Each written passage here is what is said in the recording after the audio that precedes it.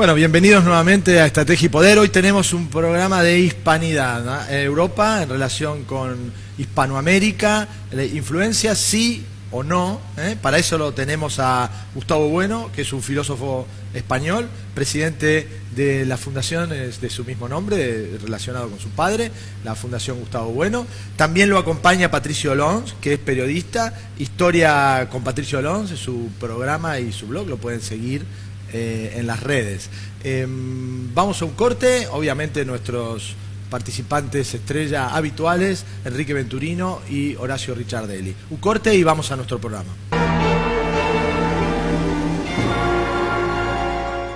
Bueno, muchas gracias por habernos visitado. Entiendo que en Argentina venís habitualmente. Gracias, Patricio, Gustavo Bueno, que es nuestro filósofo del día, y abrimos el programa dándote la oportunidad de que nos muestres ese camino que tiene que ver con la hispanidad, Europa y la hispanidad, y Latinoamérica y la influencia, que un poco ya lo develabas antes, ¿no? Bueno, pues yo en primer lugar pues estoy muy contento de estar aquí en este canal y en este programa, y efectivamente el planteamiento a una escala global de Europa y la hispanidad, nosotros más bien diríamos España frente a Europa y España acercándose a Hispanoamérica, y que son cosas casi contradictorias. Es decir, a España, al constituirse la Unión Europea, vino casi obligada, influida después de la muerte de Franco, a un acercamiento a Europa que se venía preparando desde décadas antes, fundamentalmente por el influjo de Estados Unidos, cuando el conjunto de Europa, la voluntad de hacer una Constitución europea, era un instrumento para frenar el empuje de la Unión Soviética, claro, en plena Guerra Fría. En este contexto, lo que fue la tradicional relación de España con las repúblicas americanas que hablan español, se vio un poco reajustado por esa voluntad europeísta de que España mirase solo a Europa, y eso paralelamente supuso también un descabezamiento industrial de España, es decir, prácticamente la situación de empresas que dependían del Estado en el momento de la muerte de Franco fueron privatizadas, fueron adquiridas por empresas europeas fundamentalmente, es decir, pues la empresa nacional de automóviles SEAT pasó a ser alemana, los ferrocarriles de alta velocidad, en lugar de ser una empresa española como era Talgo, pasaron a ser alemanes también, de Siemens. El sector de distribución fue controlado prácticamente por los franceses, por Carrefour, etcétera. Es decir, hubo una voluntad de eliminar, con esa voluntad de integración europea, pues lo que eran grandes empresas, la siderurgia, etcétera. Sin embargo, hubo capital español importante en bancos, en Telefónica, seguros, pues que son Mafre, que sí que hicieron fundamentalmente a finales de los años 80 pues una apuesta por Hispanoamérica. Y en este sentido, en España hoy se sigue discutiendo esto. Nuestro grupo, mi padre escribió hace 20 años un libro que se llama España frente a Europa, donde precisamente lo que se cuestiona es qué interés tiene España en estar dentro de un fantasma político que es la Unión Europea, que está en crisis absoluta, que Inglaterra pues queriendo salirse, y donde hay una disputa entre Francia y Alemania fundamentalmente, y donde además el fracaso de la unión política europea, que era lo que se pretendía, haber hecho unos Estados Unidos europeos, que fracasó en el proyecto de Maastricht de hacer una constitución para unir todo, para ceder soberanía en pro de una Unión Europea, eso fracasó, y entonces en realidad hoy día Europa es un proyecto político muy en crisis, porque la solución fue ampliar el número de países de Europa hasta unos límites insostenibles, y en realidad pues es una disputa actualmente, una vez que Inglaterra se va, entre Francia y Alemania para ver quién tiene más protagonismo, claro, con Rusia por arriba, con todos los países islámicos por el sur, y entonces es una situación muy, muy delicada. Y con Estados Unidos retirándose de la OTAN. Con Estados Unidos retirándose de la OTAN, aunque hay que decir una cosa, en la época del presidente Aznar sí que hubo una medida acertada en términos geopolíticos, que fue la siguiente: había una empresa nacional de armas en España, que era Santa Bárbara, que era la empresa nacional de armas. Los profetas del liberalismo dijeron que el Estado no podía tener una empresa nacional de armas, una cosa ridícula, porque la iba a comprar una empresa alemana. Y entonces los alemanes querían hacerse, los alemanes que tienen además limitadas las capacidades militares, ¿no?, después de la guerra, que quisieron hacerse con la empresa Santa Bárbara, y ahí hubo muchas presiones, pero el presidente Aznar logró vendérselo a General Dynamics, que fuera norteamericano. Eso en su momento fue visto en España como una maniobra antieuropea, etcétera, pero fue una medida muy prudencial, porque España tiene mucho que hacer con Hispanoamérica, y a Estados Unidos no hay que verlo en absoluto pues como se le podía ver en la época de la Guerra Fría, como Hispanoamérica al patio trasero y Estados Unidos, no.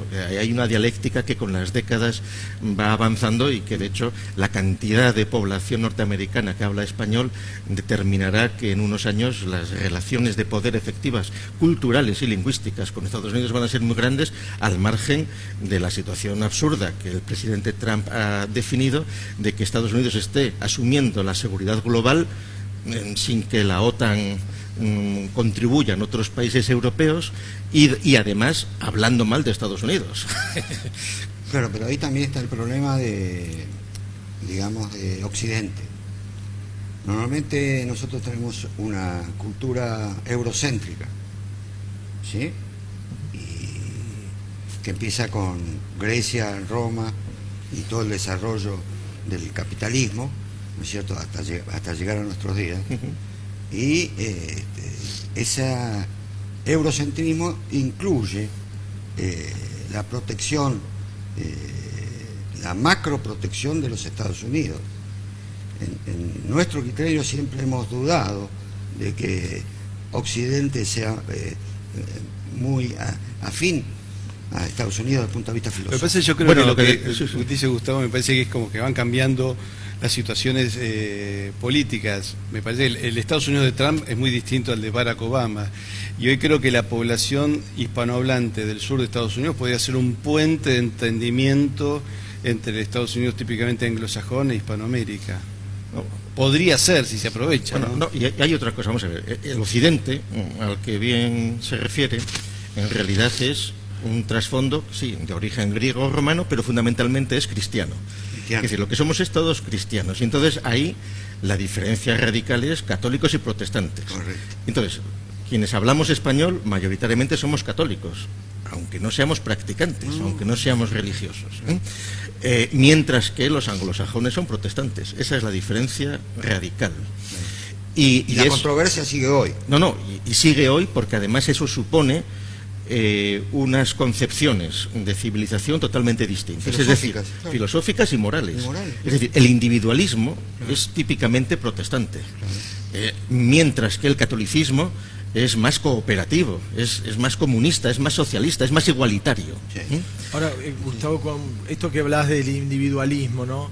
¿Cómo se lleva el individualismo con esta concepción tribal que tiene Inglaterra, que tiene Estados Unidos, esa concepción tribal que termina siendo el nacionalismo? Y otro tema que también surge de la conversación y que tiene mucho que ver con el arraigo de estos latinos en Estados Unidos, los que están consolidados, no los que no están consolidados. Los consolidados son más ortodoxos que los mismos WASP. O sea, son más proteccionistas de su status quo logrado. Bueno, eso se pretende, eso pretenden. ¿No es así? No del todo, no del todo. Es decir, sí que ha habido algunas generaciones que han sido inducidos a educarse en inglés, que han querido romper, etcétera, etcétera, pero no es tan sencillo, porque las oleadas de inmigración hispana son muy grandes y los contactos son grandes, y además también entran luego cuestiones también de desprecio social, etcétera, etcétera. La cuestión del individualismo es la siguiente, es decir, la América que habla español ha estado absolutamente igualada por su catolicismo presente durante siglos.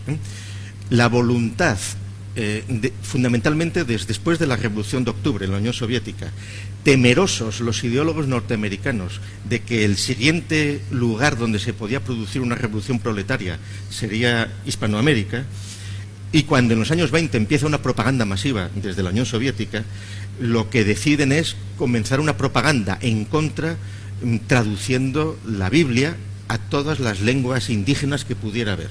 Esto es una tarea que hizo desde Estados Unidos el Instituto Lingüístico de Verano. Además, como si no hubiera habido ya 400 años de misioneros, que ya no quedaba ningún americano, igual algún pueblo no contactado perdido en un recoveco del Amazonas.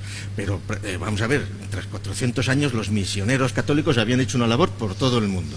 Claro, llegan como si no hubiera habido nada de esto a traducirte el Nuevo Testamento a todas, y encuentran una acogida muy favorable en México, precisamente en el México de los años 20, de Plutarco Elías Calles, del anticlericalismo, de los cristeros, donde, por otra parte, en el proceso de las independencias, los indígenas mexicanos habían quedado totalmente marginados por parte de los criollos, de origen español, que se habían independizado, y donde no se habían preocupado en absoluto durante 120 años de los pueblos indígenas, diríamos, de los restos que quedaban, y entonces vienen los protestantes norteamericanos diciendo: no, nosotros nos hacemos cargo, les vamos a enseñar la Biblia en su lengua y nos vamos a encargar de que mantengan unas condiciones de vida mínimas.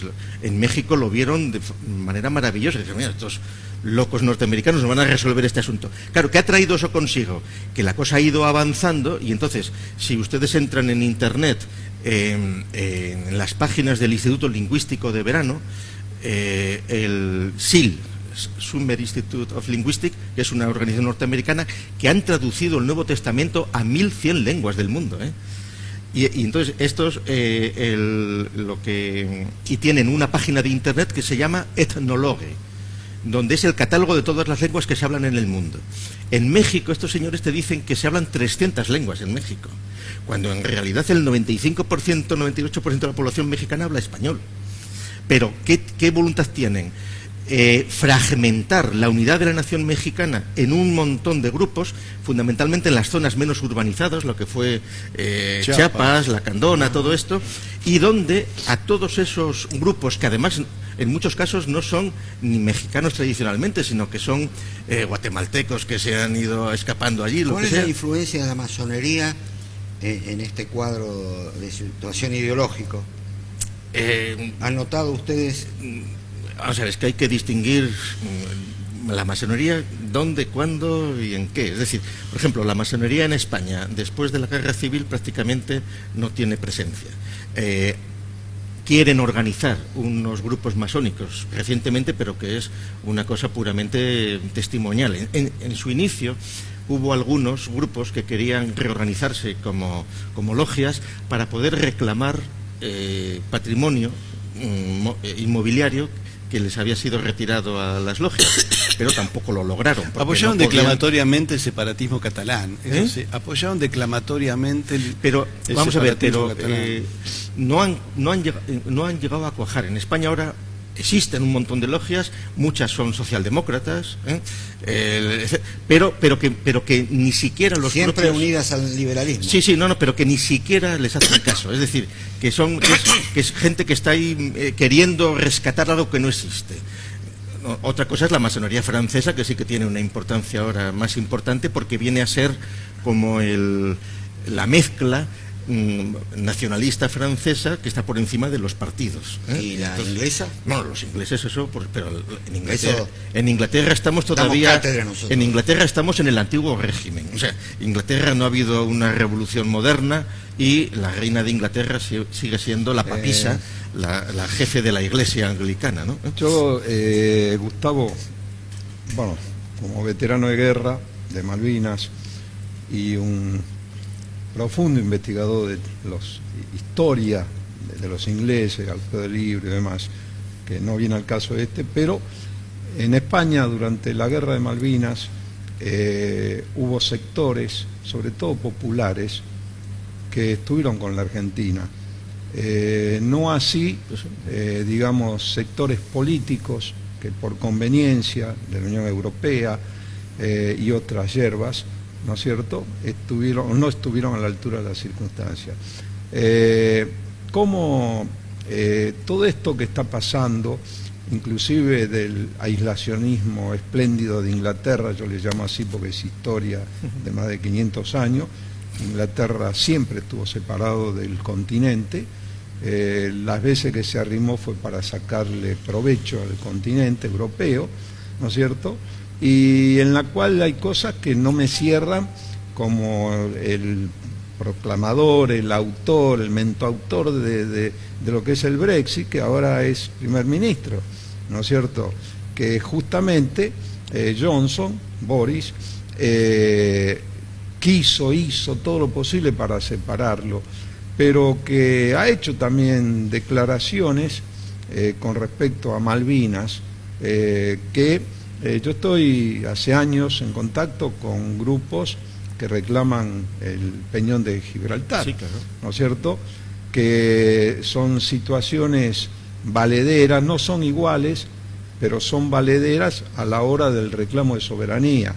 Por eso yo creo que, o como España en este momento, que tampoco se quejaron cuando se hizo la Constitución Europea, entre gallos y medianoche, que no había sido aprobada, y en Portugal dijeron por decreto, sale la Constitución, y en la cual habla de territorios, entre los cuales está Malvinas, Georgia del Sur, Sangui del Sur, como extraterritoriales de manejo propiamente inglés. Ojo, y Francia tiene también territorios Por supuesto, europeos en América. Ya eran, creo que 17 o 20 sí, estados quienes mantienen colonias hoy es extraterritoriales. Francia e Inglaterra. Exacto, exacto. Aunque luego le echan la culpa a España, con la leyenda negra, cuando España nunca tuvo colonias, eran virreinatos, eran otras cosas. No, plenamente Sí, por de eso acuerdo. aquella frase de Eva Perón que decía, la leyenda negra se hizo para engañarnos y se engaña que quiere ser engañado,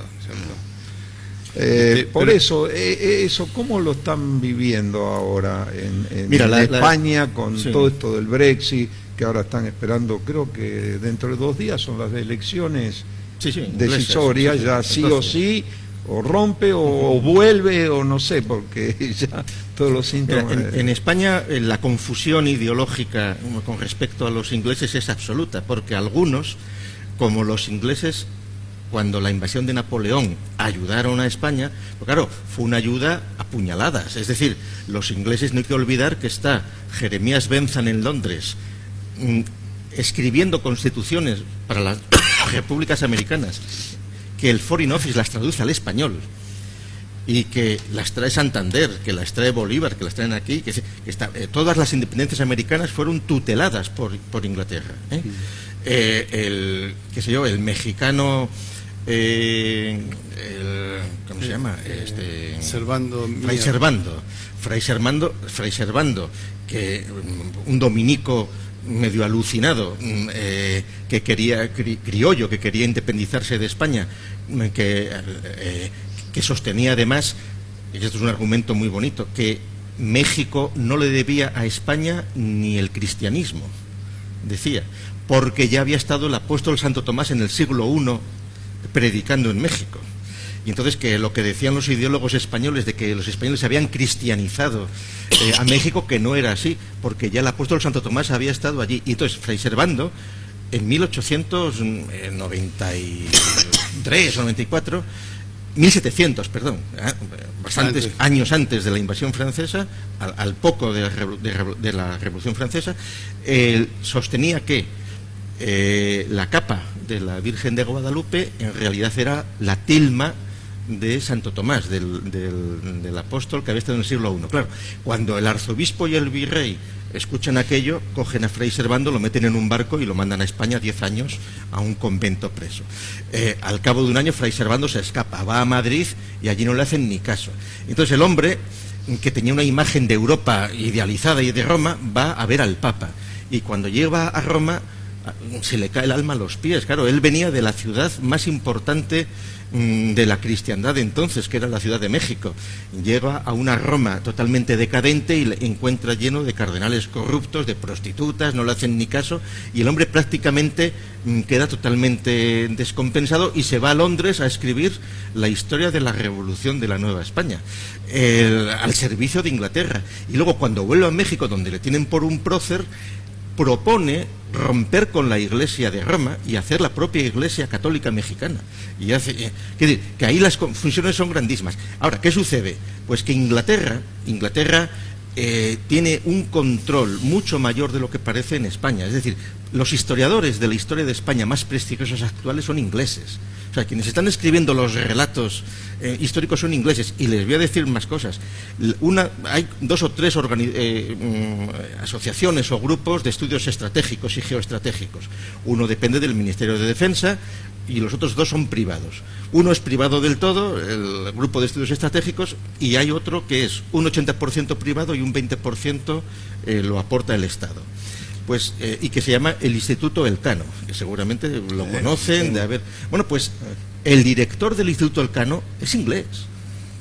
O sea, se da la paradoja. Gustavo, te traigo de nuevo nuestro hilo conductor. Sí. ¿Cómo afecta todo esto que estás instalando además caminos tangenciales que es muy difícil volver de nuevo al foco, ¿no? Porque estás poniendo situaciones bastante dispersas, ¿no? ¿Cómo influye toda esta hispanidad de la que vos hablás en nuestra realidad actual? No, mira, en nuestra realidad actual es que en una situación que hace 30 años, que pues...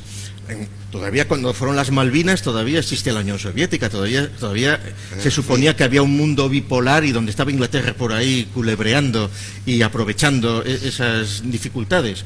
Pero claro, después de la caída de la Unión Soviética, después de que los conceptos de primer mundo, segundo mundo y un tercer mundo indefinido en vías de desarrollo, la Guerra Fría se acaba, el panorama cambia radicalmente y después del 11S también. Entonces, ¿qué sucede? Pues que las magnitudes culturales, humanas y geopolíticas fundamentalmente tienen que ver con la religión y con la lengua y con la cultura. Y entonces ahí tenemos una realidad que son más de 500 millones de personas que hablamos español, que fundamentalmente somos católicos, aunque haya una voluntad exagerada de promover sectas, de promover iglesias, bien, ¿enfrentados a qué? Pues por una parte, en el caso del continente, a Estados Unidos por el norte, pero luego a una realidad que, por ejemplo, en Europa es muy difícil de saber a dónde va, porque los procesos de inmigración, la disminución de la población, etcétera, es muy grande. Entonces, las realidades en nuestro mundo ya no son 2, son 7 o 8. La musulmana, por ejemplo. Fundamentalmente el Islam, por lo que afecta, pero también la India, pero también China y Rusia, que no hay que olvidarse de ello, obviamente. El Imperio Persa. No hay que olvidarse de ello. Y entonces, claro, la población musulmana, en España, por ejemplo, hay un problema ahora. El verdadero problema de España ahora no es tanto la voluntad de algunas partes y de algunas burguesías de hacer una secesión y de irse. El problema de España es demográfico. España está en extinción de personas. Es decir, que la edad media va subiendo, estamos en 40 y tantos años de edad media, no nacen niños, y entonces la solución de los políticos es no, que venga inmigración, más inmigración, pero claro, si esa inmigración que viene es islámica, no se va a integrar jamás. Y entonces el problema no es un problema de cantidad humana, sino de afianciamiento de unas sociedades coherentes. Os pongo un ejemplo. Nigeria, que es un país que suena poco. Nigeria está en el Golfo de Guinea. Nigeria es 2 veces España, poco menos. En Nigeria, ¿sabéis cuántos habitantes hay? Hay 205 millones de habitantes en Nigeria, y en crecimiento. El libro de la CIA calcula 250 millones para mediados de siglo. De esos 205 millones de ahora, la edad media de Nigeria es 18 años. O sea, es una población joven, en plena expansión. Y el 50% son musulmanes. Claro, con los conflictos de un momento como el que estamos, que es un momento final de entreguerras, de una paz de entreguerras que llevamos una serie de años, pues los conflictos que van a venir tienen que pasar necesariamente por esa situación. Como, China que no tiene en principio una voluntad expansionista, sino que todo gira en torno a su capacidad gestora y fabricante, pues China está tomando posiciones, y de hecho pues buena parte de las materias primas de Hispanoamérica están controladas por chinos, etcétera, etcétera. ¿Cómo reacciona la clase política española ante este cuadro geopolítico? No reacciona porque la clase política española está imbecilizada con problemas pero eso locales. Argentinas. No, digo la española, la española. Están absolutamente idiotizados con cuestiones ideológicas. O sea, las discusiones es si hay que la socialdemocracia desenterrar a Franco, cambiarle de sitio, si las izquierdas y las derechas, si los derechos de unas cosas de las otras, el cambio climático, y otros aprovechando para hacer la secesión. Es decir, gracias a Dios no discuten sobre el lenguaje inclusivo, ¿no? ¿Cómo que no? Sí, ¿Cómo sí, que sí, no? sí. Mira, te lo voy a decir. Yo me acabo de jubilar ahora como profesor universitario, después de haber sido 41 años profesor en una universidad y de haber dirigido 20 tesis doctorales. Ya decidí que ya me había cansado y pedí la jubilación voluntaria. En buena medida porque justo el año anterior teníamos en la facultad servicios de hombres y de mujeres, como en todos los sitios. Y a algún cerebro se le ocurrió: esto está discriminando a los transexuales. Y entonces decidieron hacer todos los servicios inclusivos. ¿En qué consistió esa inclusividad? En prohibir a los varones orinar de pies. Quitaron los urinarios verticales y entonces ahora todos tienen que utilizar una taza. ¿Y cómo? Eso es lo inclusivo. Fíjate tú a dónde se ha llegado. Claro, para no discriminar un transexual si entra en el de hombres o el de mujeres. ¿Hay un objetivo político detrás de todo eso? Absolutamente, pero hombre, en plan conspiranoico se puede decir que fueron Soros, que es no sé quién, qué tal. Yo creo que en buena medida es simplemente estupidez, al margen de que alguien lanza la idea, pero otros la cogen. Gustavo, el tema, ¿cómo se ve la defensa nacional, el valor de la defensa nacional en España? Pues mira, el valor de la defensa nacional no se ve prácticamente. Yo soy miembro de una fundación que se llama Fundación para la Defensa Nacional Española, DENAES. Somos 3 patronos, es una fundación que tiene 15 años y uno de los patronos fundadores es Santiago Abascal, que ha montado el partido Vox hace 5 años, que en buena medida está inspirado en la fundación DENAES. Yo no pertenezco a ese partido, pero sí a la fundación DENAES. Entonces, en primer lugar, cuando quisimos inscribir una fundación en defensa de la nación española, las autoridades nos dijeron que no podíamos con ese nombre porque el monopolio de la defensa de la nación lo tenía el Ministerio de Defensa. Y entonces dijimos, vale, en lugar de llamarlo Fundación de la Defensa de la Nación Española, lo llamamos DENAES, las siglas, lo mismo. Bueno, pero ¿qué sucede? Que hoy día el ideólogo secesionista socialista catalán dice que en España hay 8 naciones. ¿Por qué? Porque se confunden los distintos sentidos de nación. Es decir, nación política es las que están en la Organización de las Naciones Unidas, las que tienen la soberanía, las que hay una Constitución, es España. Eso se niega hoy en España. Hace 3 días, el día 6, fue el Día de la Constitución. Se celebró en muchas partes de España quemando la Constitución. Cuando un partido político dice que hay que hacer cumplir la Constitución y que el ejército tiene simplemente a un general, al general Mena, hace 8 o 10 años, que simplemente en la Pascua Militar se le ocurrió leer el artículo, creo que es el 8.1, donde dice, misión de las Fuerzas Armadas es garantizar la unidad nacional, que es artículo de la Constitución, le destituyeron. Vamos a un corte. Son cosas que pasan, ¿eh? Vamos a un corte y seguimos con nuestra estrategia y poder.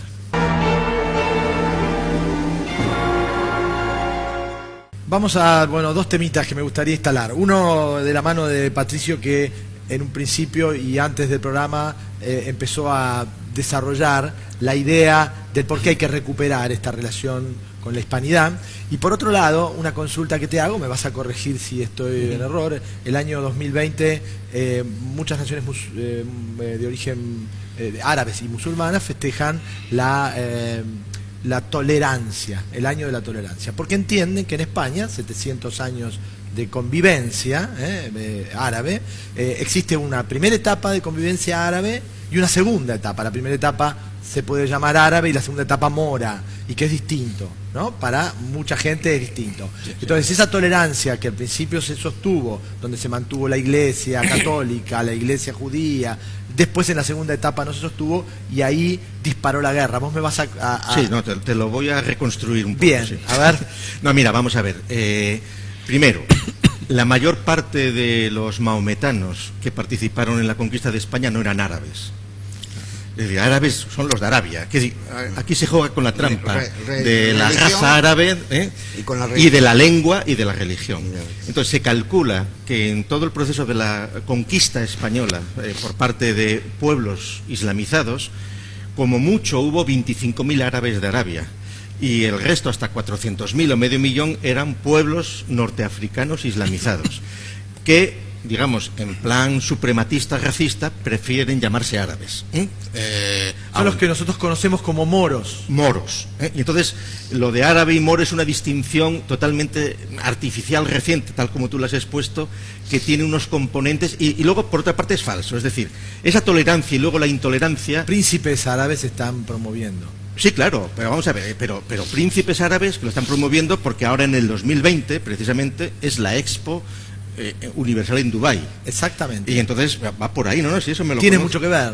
Totalmente. Pero entonces, digamos, lo que dicen los príncipes árabes, como tienen mucho dinero y como Occidente quiere recuperar todo el dinero que les ha tenido que dar a cambio de petróleo, y entonces los ingleses, ¿cómo lo hacen? Pues engañan a los príncipes árabes y les venden coches de lujo, les venden aviones de combate, les fabrican rascacielos maravillosos que luego no serán sostenibles. Es decir, un modo de devolver el intercambio desigual de las materias energéticas. Entonces, la ideología que están haciendo para este proceso es esa, pero no se corresponde con la realidad. Ahora, ¿no tendrá mucho que ver con ese origen tribal que no, tiene? Mira, el origen... Los sí. británicos, no, claro. Los ingleses, sí, no sí, los sí, británicos, para hacer distinción, sí, tuvimos programas de discusión. Sí. Los ingleses, en definitiva, que hoy son la nave insignia del Reino Unido, no están de alguna manera tribalizados como estos reinos y se sienten... el dinero se lo dan a administrar, claro, que no es poca cosa. Son ideologías que proceden en buena medida de ahí. Pero yendo a lo que fue la historia, y en un minuto te diré una cosa, las discusiones que hubo en los siglos de la Reconquista en España y que fueron las que forjaron el paradigma del que luego fue la conquista de América, porque fue prácticamente una continuación del proceso de la Reconquista, venían determinadas por diferencias que no eran raciales, ni tribales, ni de grupo, sino estrictamente religiosas y doctrinales. Es decir, en España, efectivamente, lo que fue la conquista, inicialmente una parte muy pequeña de musulmanes pudieron conquistar en 3 años España porque contaron con la ayuda de los judíos, que los dejaban administrando las ciudades en la retaguardia, porque en ese momento los judíos estaban siendo perseguidos por los visigodos. Pero esas cosas fueron cambiando a lo largo de los siglos y, por ejemplo, la mayor gloria filosófica del Islam, que es Averroes, en Córdoba, Averroes, que era médico y que fue el comentarista de Aristóteles, etc., Averroes en su ancianidad fue condenado por los sacerdotes musulmanes que le acusaron de estar corrompiendo a la juventud, que estaban perdiendo batallas porque se estaban dedicando a leer Aristóteles, a hacer poesía y no a la yihad, a la guerra santa. Y entonces Averroes tuvo que reconocer sus errores en la mezquita de Córdoba, le echaron de Córdoba y encontró acogida entre la judería, entre los judíos. Y de hecho, desde entonces, el Islam ya no tuvo filosofía ni pensamiento, sino talibanismo, como el único libro que les sirve para seguir adelante. Y el averroísmo, luego, en todo caso, se extendió pues entre los cristianos. Entonces, ¿qué quieres? Ese supuesto armoniosa convivencia que había nunca fue tal. Tenían que ir vestidos de una manera, de otra, etcétera, etcétera, y fueron según zonas altibajos y prudenciales, hasta que en 1492 se expulsa los últimos reductos de poder, que fue Granada. Se mantienen en España unos docenas de miles de musulmanes, los moriscos, con la voluntad los reyes católicos de creer que se iban a incorporar, pero 100 años después descubrieron que era imposible, porque tenían el tabú de mezclarse, etcétera, que era un grupo cerrado que no se integraba. Entonces tuvieron que hacer la expulsión de los moriscos. Y con respecto a los judíos, lo que hicieron fueron aquellos que no acepten mantener la forma externa de la religión, que ha de ser única, que se vayan. En fin, no fue una expulsión de los judíos como raza o como grupo, sino de aquellos que no estuvieran dispuestos a no judaizar en público. Una Gustavo, cosa, ¿sabes qué? Te quería cerrar con algo. Como dice Gustavo, la convivencia no era tan buena a punto tal que los cristianos en las zonas árabes tuvieron que crear aquellos ritos que se llamaban mozárabes. Hay gente que cree que el rito mozárabe es un rito árabe. No, eran de los cristianos que tenían que vivir sometidos por el mundo árabe. Es un trabajo muy bueno de un historiador joven español, Pedro Insúa, que habla de que esa convivencia no fue realmente tan fantástica y magnífica como pretenden hacer creer ahora los musulmanes, sino que fue bastante sometida. Horacio, vamos después a la importancia de la hispanidad y a la recuperación de estos valores. Perdón, Horacio, que te interrumpimos. No, por favor, estoy escuchando atentamente. Uno siempre aprende, dice que hasta en la muerte se aprende, ¿no? En último instante. Se aprende a morir. Exacto.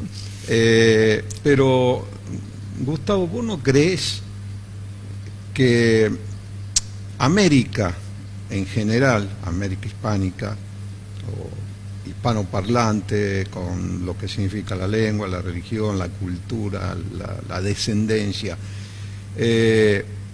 no fue también culpable en muchos aspectos de que no tuvo una transición, digamos, ordenada? Porque, caso concreto, Portugal, ¿no es cierto?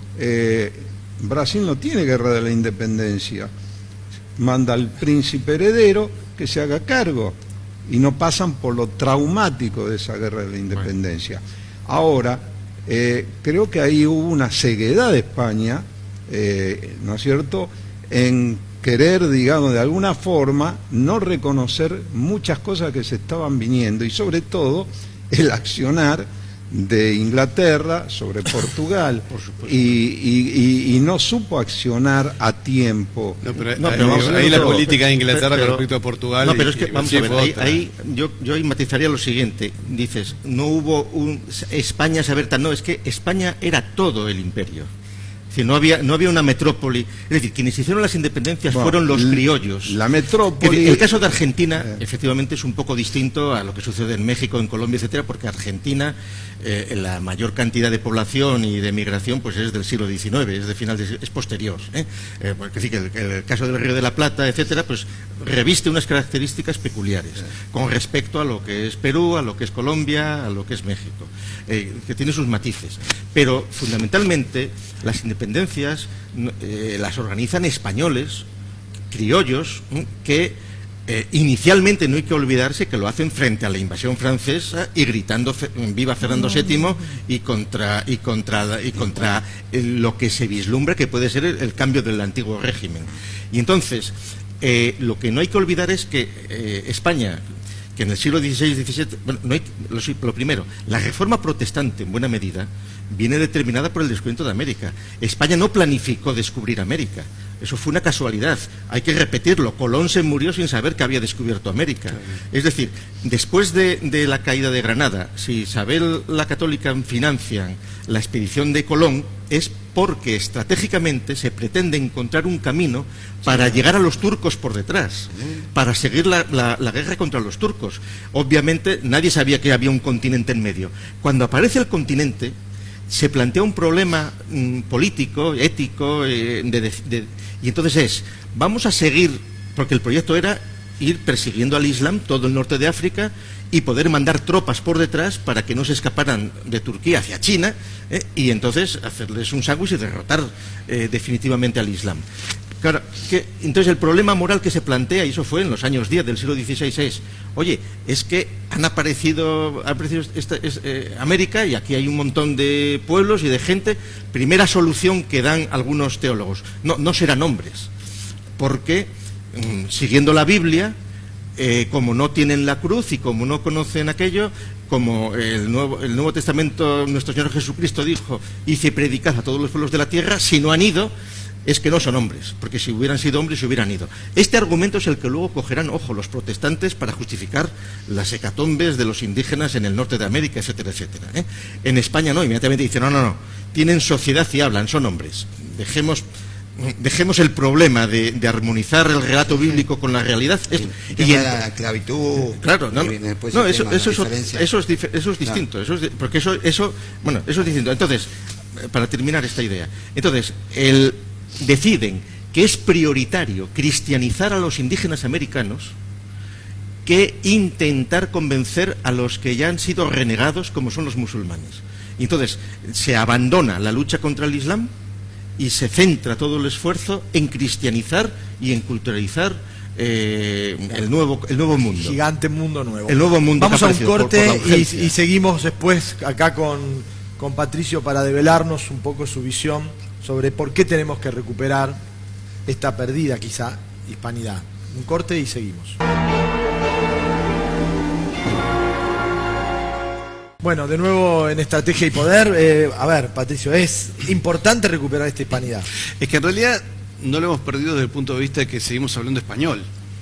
Acá no se han impuesto lenguas aborígenes. Es decir, España lo que hizo es con el idioma español crear una lengua franca entre todas las tribus. Y a su vez rescatar a las tribus nativas que empiezan a crear sus diccionarios, pasan de ser lenguas ágrafas que no se escribían a poder escribirse con la gramática española, ¿cierto?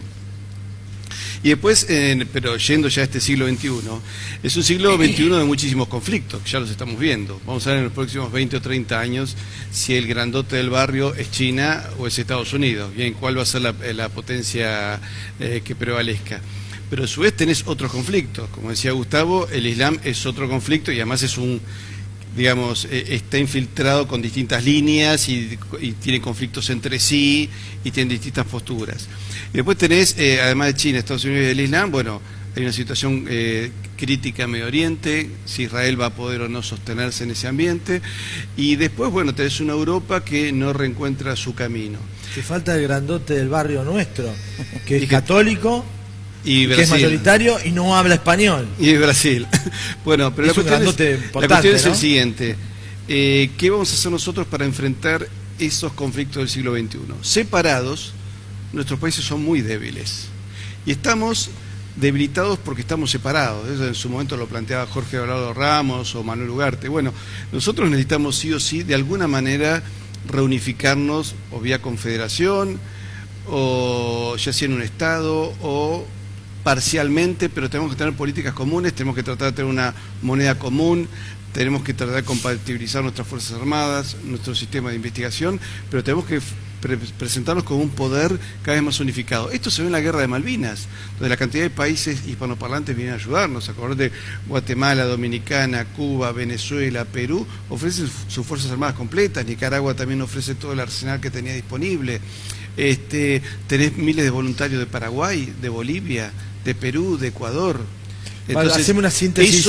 ¿Por qué hay que recuperar esta hispanidad? Y porque si nosotros no recuperamos nuestra fuerza común, ya que tenemos tenemos el arma común que es el idioma, si nosotros no recuperamos nuestra fuerza común, va a ser muy difícil que podamos sobrevivir a este siglo XXI. ¿Hay hispanidad poderosa en América Latina sin Brasil? ¿Me permites un...? No, yo creo que Brasil de alguna manera, pero nosotros para poder tener una alianza con Brasil tenemos que ser primero fuertes los países hispánicos. Mira, desde Argentina es obligado recordar que la primera vez que se utiliza el término hispanidad en sentido moderno es en el periódico La Nación, de aquí de Buenos Aires, en 1910, en un artículo que firma Unamuno sobre la argentinidad, que ya se estaba empezando a hablar de argentinidad y de italianidad, y Unamuno lo critica.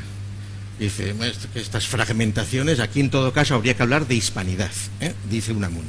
Pero luego quien efectivamente acuñó la idea fue un sacerdote que vivió 20 y tantos años en Argentina, que fue Zacarías de Vizcarra. Y cuando ustedes pasen pues, al lado del obelisco por el Teatro Colón, recuerden que el 12 de octubre de 1934 se celebró allí el Congreso Eucarístico Internacional, y allí dio una conferencia Gomá, el arzobispo Gomá, que en el diciembre de ese año le hicieron Cardenal Gomá, que se llama Apología de la Hispanidad, influido por Zacarías de Vizcarra. La idea de Vizcarra es la siguiente: existe el concepto de humanidad, que humanidad es todos los hombres, es un concepto difuso, es una categoría casi biológica, dice, pero también existe el de cristiandad. Y entonces dice, la mezcla de los dos, los hombres que son cristianos, que son católicos, es la hispanidad. Eso, además el que impulsa...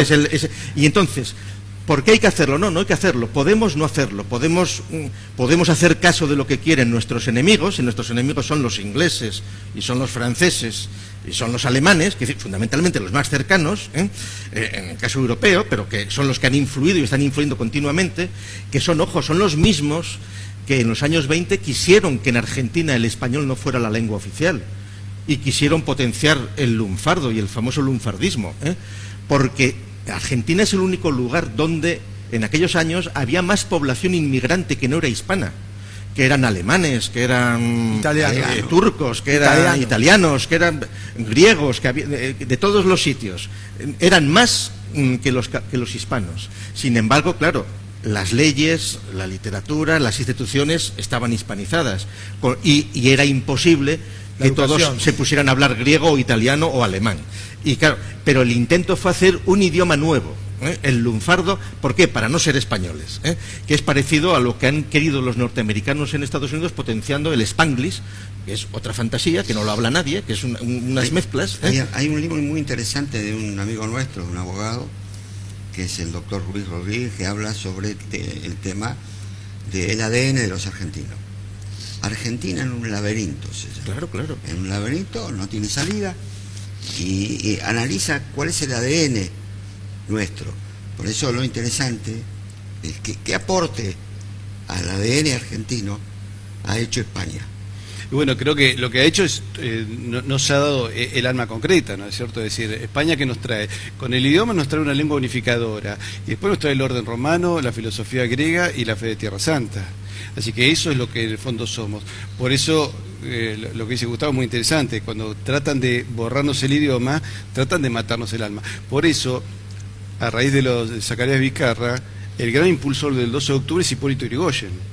De hecho, el decreto presidencial impulsando al 12 de octubre de Hipólito Yrigoyen está impreso en bronce en la Plaza del Retiro de Madrid. En el 17, eso fue antes ya. Sí. Y después, y el otro gran impulsor es Juan Domingo Perón, cuando dice: si nosotros olvidamos que somos coherederos de la grandeza hispánica, quedaremos diluidos y realmente falto de destino y sin sentido, ¿cierto? Nos queda poco tiempo del programa. Vamos a una conclusión después de un cortecito y cerramos el programa. Bueno, vamos a tratar de concluir en esta estrategia y poder que merece montones de capítulos, ¿sí? Tratemos de ser sintéticos y tratar de lograr una conclusión de todo esto que fue enorme, ¿no? Pues mira, si no somos imbéciles, tendremos que ser conscientes de que la fuerza que nos da ser 500 millones de personas que hablamos español, que somos la lengua materna más hablada después del chino, aunque como lengua vehicular el inglés, el E2 se utilice más que como lengua materna, pero somos una lengua que se habla mucho más que lo que se habla el francés o el alemán, que no superan los 100 millones, por mucho que luego quieran exagerar, como lengua materna. Y estos son los datos que dan los norteamericanos. Entonces, si no somos conscientes de esa fuerza, que formamos una parte muy importante de la cantidad humana, y preferimos renunciar a ese patrimonio y vendernos a los intereses de nuestros enemigos, pues entonces es que no tenemos solución. Y yo, como creo que no somos tan imbéciles, sí que creo que tenemos un futuro prometedor logrando una integración política, económica, cultural, que quieren que perdamos, que siempre la hemos mantenido y que se puede potenciar. Bueno, estoy completamente de acuerdo con lo que dice Gustavo, y es decir, en las relaciones internacionales hay que tener en cuenta estas cuestiones históricas, religiosas, que son el sentir de la patria, que nos ha hecho la patria argentina. A veces, por problemas económicos, geopolíticos, etcétera, hoy, por ejemplo, en Argentina, nosotros tenemos pérdida de soberanía porque tenemos una base china en el sur de la Patagonia, que depende del Ejército Popular Chino. Y hay bases norteamericanas encubiertas en un pretendido cuestionamiento a la ecología, pero lo que están haciendo es la custodia de nuestros bienes y servicios. Así que creo que es fundamental este enfoque humanístico y religioso cuando asumimos una actitud desde el punto de vista estratégico. Yo creo que, ninguna duda, la hispanidad es lo que debe prevalecer. Ahora, es difícil decirlo, porque nos vamos a encontrar siempre con elementos en contra de todo esto, propiciados ya sabemos de dónde. Entonces, yo creo que, como decía Gustavo, la imbecilidad de nuestros gobernantes son mayoritariamente lo que impiden que todo esto se haga una gran patria, como vos recién lo mencionabas, inclusive el general Perón, cuando Congreso de Filosofía, todo lo que habló de la hispanidad y todo lo que dijo, es decir, bueno, creo que ahí encontró las bases de lo que después fue incipientemente el ABC, que fue el primer mercado mundial, que era Argentina, Brasil, Chile, ¿no es cierto? Ya en esa época, el primer tratado antártico en 1947, con Chile. Sí. Es decir, fíjate que Chile y Argentina son los únicos países que lograron reunificar parte de su territorio, que es el sector antártico argentino-chileno. Exacto. Ahora, escúchame, vos que sos veterano de guerra, hay dos cosas que quiero rescatar de la guerra de Malvinas de España. En el buque Isla de los Estados había 2 marinos mercantes que trabajaban en Isla de los Estados. Cuando comienza la guerra les ofrecen bajarse y decirle, ustedes no están obligados. Y ellos dijeron, por ser españoles estamos obligados a pelear por la Argentina. Y el teniente coronel Néstor Esteves, héroe de guerra, que muere en combate en las Islas Malvinas, cuando le escribe en la carta a su padre, que cualquiera lo puede encontrar en YouTube, donde dice, papá, gracias por hacerme argentino católico de sangre española. Y ahí él une las dos tradiciones, la bandera azul, celeste y blanca nuestra, que es borbónica, con la zapa de Borgoña, que era la bandera del imperio. Bueno, un cierre interesante y rico, ¿no? Gracias, Gustavo Blanco, por... Bueno, y permíteme perdón. un matiz, ya que ha mencionado el Congreso del 49 de Perón. Ese congreso está publicado entero en internet por nosotros hace 20 años en filosofía.org. Repetímelo entonces. Filosofía.org. Vamos a tratar de ponerlo en el Zócalo. Filosofía. Puedes encontrar ORG. Si buscas Congreso Nacional de Filosofía, año 49 en Mendoza, que lo nacionalizó Juan Domingo Perón, todas las actas digitalizadas en PDF están puestas ahí, disponibles para cualquiera. Gracias, Gustavo Bueno, gracias por acompañarnos y bueno, un rico Argentina, estrategia y poder. Gracias, Patricio, gracias. Horacio, Enrique. Gracias. Nos vemos en un próximo capítulo de Estrategia y Poder.